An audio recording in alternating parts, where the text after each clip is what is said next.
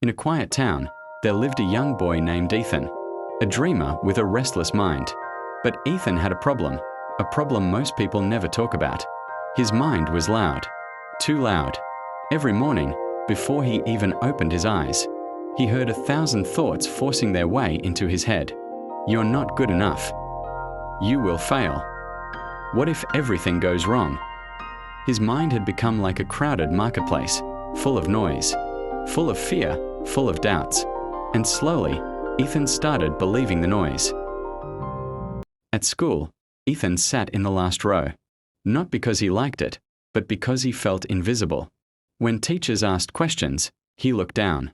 When classmates laughed, he thought they laughed at him. When he made a mistake, he replayed it in his mind 100 times. It wasn't reality that scared him. It was his own mind. He became his own critic, his own enemy, his own punishment. One evening, Ethan sat in the park watching children play. Old people walk, and the golden sun slowly disappear behind the trees. Everyone looked peaceful. Everyone except him.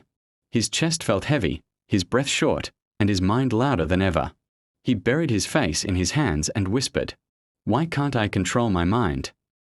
And for the first time, he cried, not because life was unfair, but because he realized the battle inside his mind was destroying the life outside. Just then, an old man quietly sat beside him. He didn't ask what happened. He didn't try to comfort him. He simply waited. After a moment, he said softly, "Your mind is screaming, isn't it?" Ethan looked up, surprised. "How did you know?" he asked.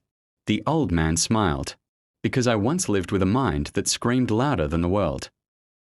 The old man lifted a cup filled to the brim with tea.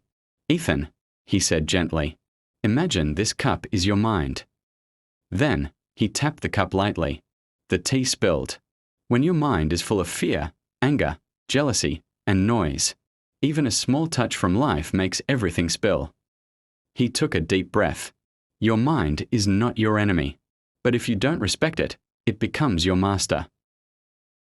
Your mind, the old man continued, is the most powerful tool you will ever own.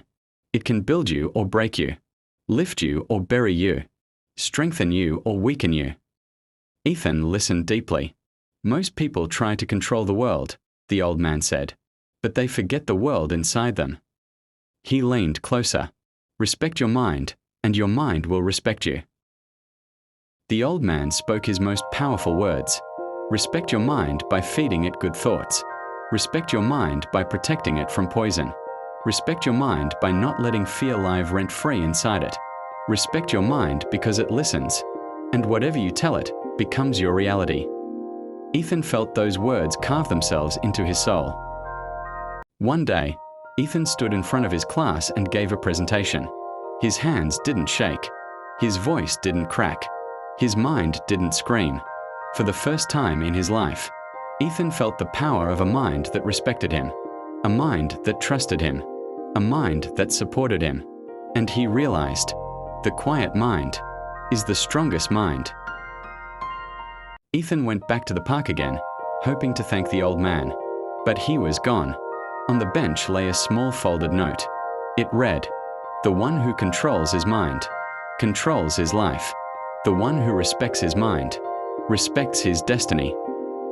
Ethan smiled. He looked up at the sky and whispered, "I will always respect my mind."